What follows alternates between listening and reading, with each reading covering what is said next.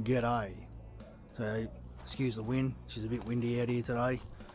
I'm going to be cooking up a bit of a beef and reef today with a side of dauphinoise potatoes, or dauphinoise, or however you say it. I'm going to be doing a ribeye, or tomahawk steak as you call it as well, which is just a ribeye with a long bone. Going to be doing it on the Weber 57cm kettle, just for the reverse searing part over charcoal, because I haven't done that for a while, and finish it off by searing it on the pellet grill. Just going to rub the steak with the Elk Creek beef rub, or beef shake, and a little bit of the Elk Creek honey chipotle on top. It's an awesome mix with the beef. It's a real winner. Yeah, smoke it with a bit of cherry wood, so I'm going to have to use, bloody wind, have to use some cherry pellets and just wrap that up in foil and poke a couple of holes in it because I've run out of cherry chunks, and should be good. See how we go. Alrighty, again, sorry about the wind noise, guys. So we're using the 57cm kettle, just a Weber original. The setup we're going to use is just pretty standard, except for this bit. This is a JG offset plate, so this allows you to do indirect cooking. It sits on top of the standard grate down there. Over to the left. So with this setup, you put your charcoals in the left hand side here. You can put a water tray or anything down there that you like, and chuck on your grate. It's good with this grill grate too, because you have access, so you can keep topping up coals as you like. You sort of light up one end, let it cook to the other end, and then it'll come back and just keep topping up coals that way. And with your wood, you just put a bit of wood chunks on here, or I'm going to use some pellets wrapped in foil with a couple of holes poked in. And I'll just sit that on top here, and the heat will be enough to get that smouldering. That's it. I'll probably chuck a water pan down there. I don't think I will with the steaks, you should be alright. And when you chuck the lid on as well, just make sure that you got your coals on the left hand side there. When you chuck your lid on, you got your vent on the right hand side, so that way the heat's going to go from left to right. You get a good circulation of smoke and everything. It's just like a little offset smoker. It's an awesome bit of kit. Again, JG offset plate, can't live without it. You can do big banging briskets on this and everything. Bloody awesome. So with the offset plate too, guys, if you don't have one, which I imagine a lot of people don't, you can substitute it with other stuff. So I've seen people just get a couple of bricks, wrap them up in foil and sit them to the side, so you still get the same result. The only thing I suggest with that is make sure you get some foil or something to put along the bottom there. Otherwise you're going to get a lot of air coming through, so you want to try and restrict that. Otherwise you're just going to burn through charcoals really quick. Like, it does the job, but it's going to be burning through charcoals when you don't need to. So yeah, keep that in mind. If you do the brick setup or whatnot, just make sure you just chuck a bit of foil down the bottom, foil tray or whatever. Try and restrict that airflow as much as possible. Alright, so we're going to start by adding some Pea Beads briquettes to the Weber. As I said earlier, I'm just going to put the heat beads off to one side, leave a bit of a gap on the opposite side so we can put in some preheated charcoals.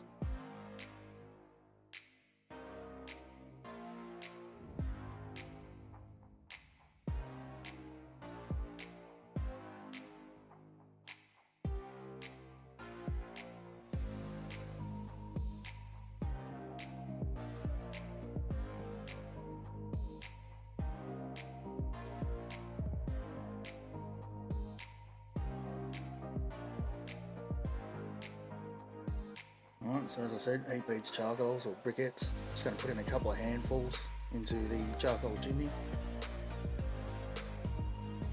I'm just going to heat mine up in the firebox of the offset. Just light up a few fire lighters.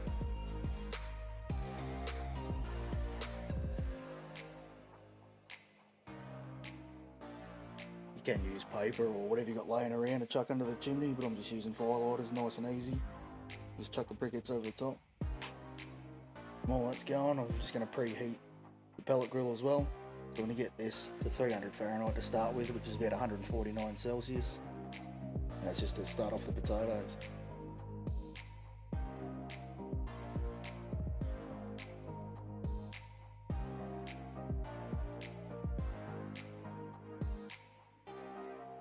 Got the cherry pellets in there for this cook. So for the potatoes, just going to dice up a bit of bacon. And a bunch of garlic. This garlic will be used a bit for the potatoes, a bit for the seafood, and have a bit left over.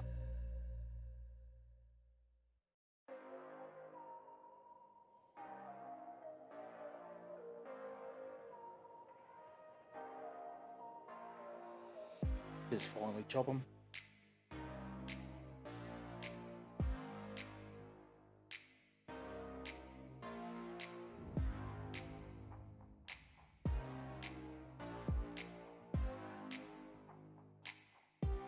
You do one large red onion.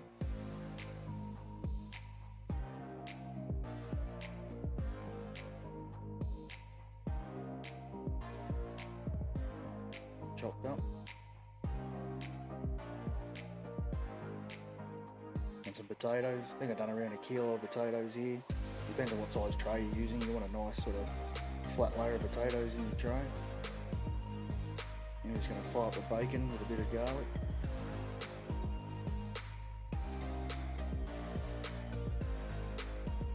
Get the bacon as crispy as you like.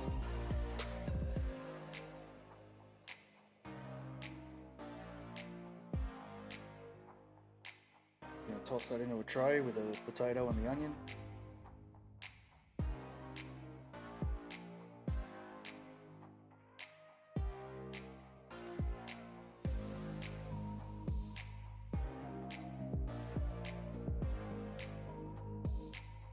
Add some thickened cream over the top. I use about 500 mils here. Just want a good coating over your potatoes and onions.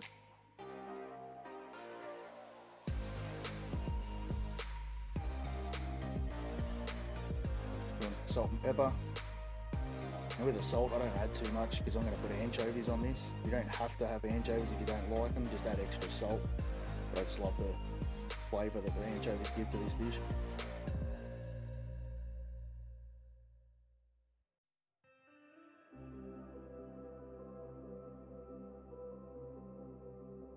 Just use gloves to rip up the anchovies and chuck them over.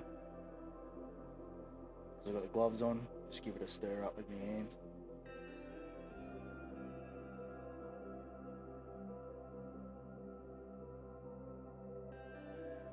Once that's all mixed through, I just chuck it over the stove top and just get it all cooking, get it bubbling, cook the potatoes off a little bit before I chuck them into the pellet grill.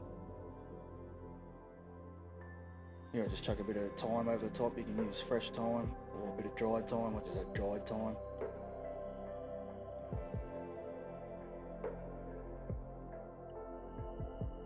Grate over about 1/2 to 3/4 of a nutmeg.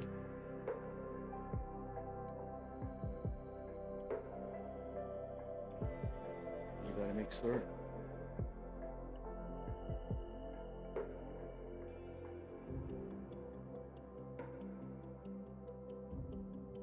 Alright, so the pellet grill's all preheated now. Time to throw on the potatoes. These will take a good hour or so to cook. So with the steak, I'm just going to rub it with, as I said earlier, Elk Creek beef shake and a bit of Elk Creek honey chipotle. So I'll start off by putting some olive oil over as a binder. You can use nothing, you can use mustard, you can use whatever you like really. A bit of Worcestershire sauce. I'm using a bit of garlic infused olive oil, that's what was in the cupboard. And give it a nice liberal coating of the beef shake.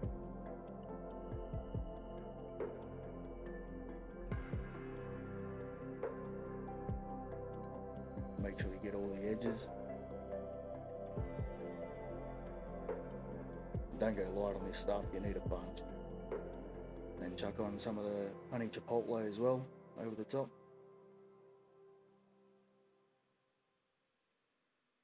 Just let that sit until it all gets tacked up. So, charcoals are nice and ashed over, red hot. So I'll chuck them into the Weber now.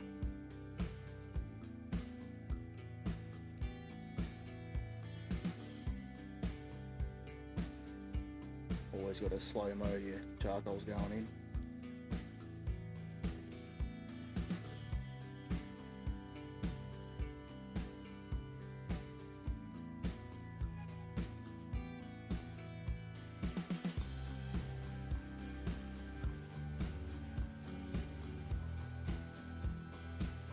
Let's go on, just have a quick look at the potatoes.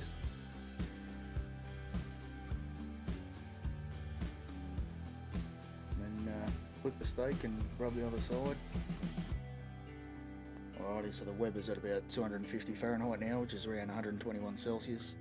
So it's time to chuck the steak on and start reverse searing it. I just got some cherry pellets wrapped up in foil, with a couple of holes in there, so that'll heat up with the charcoals and start putting a nice amount of smoke over the steak. And we want that steak to hit around 115 Fahrenheit internal, which is around 46 Celsius. I just use a thermopen to check the temps of it. Once it hits that, we'll take it off for a rest. Alright, so the potatoes are getting along now, so we're going to put some Parmesan cheese over the top. Give it a good coating over the top.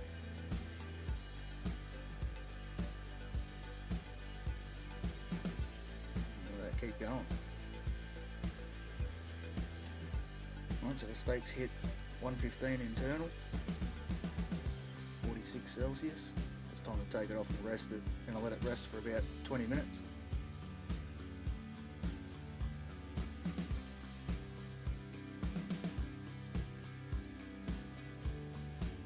Potatoes are about done now as well. So I've cranked up the pellet grill now to 450 Fahrenheit, which is around 232 Celsius, as high as this pellet grill goes. And chuck the steak on for its sear after the 20-minute rest period. Chuck it straight on the grill grates. And we're going to put a bit of weight over the top just to press it down and get those nice grill marks. We're just going to stick it on the grill grates for about a minute to 2 minutes, then flip it, minute to 2 minutes, twist it, minute to 2 minutes. You get the drift.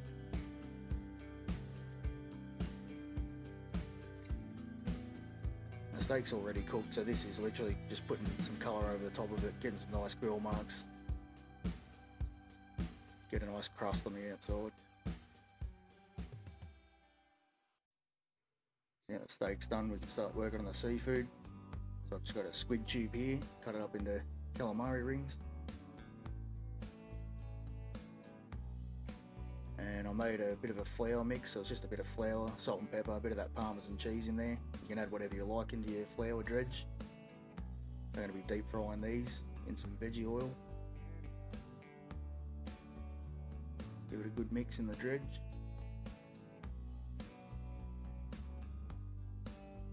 In the frying pan, I'm just going to chuck in a big knob of butter. This is going to be to fry up some prawns and a few scallops.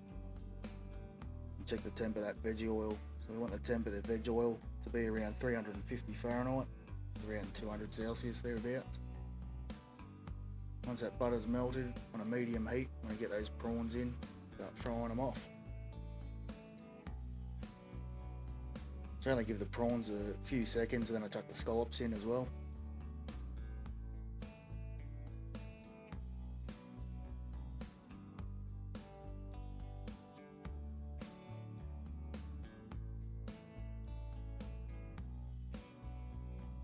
And a bit of garlic.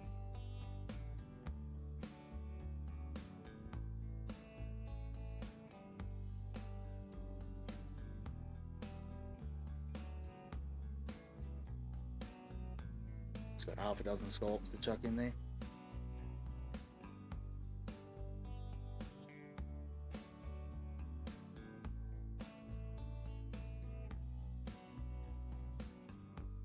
Start deep frying these calamari.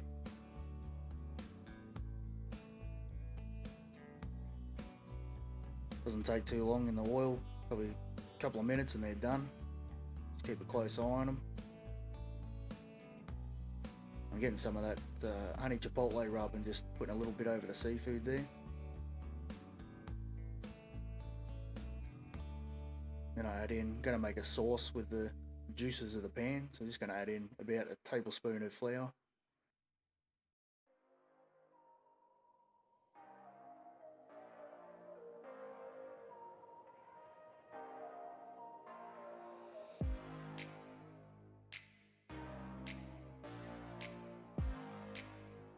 It makes an amazing sauce, just pan juices, a bit of flour, a bit of the barbecue rub.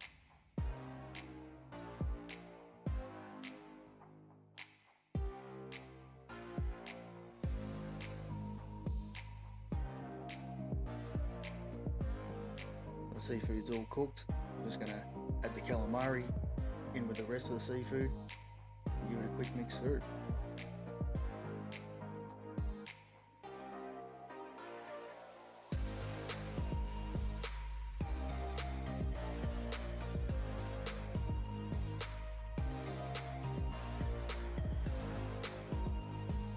That's it, just plate it up how you like. I've just done this for a bit of a photo op. So a bit of the potatoes on the bone. Normally you put the seafood over the top and have the sauce a bit wetter than that. You can add some more liquid to the pan sauce and dredge it over the top. And that's a finished product. It's bloody delicious too. Reverse searing makes your steak medium rare or rare, whatever you like from top to bottom. It's unreal. Enjoy.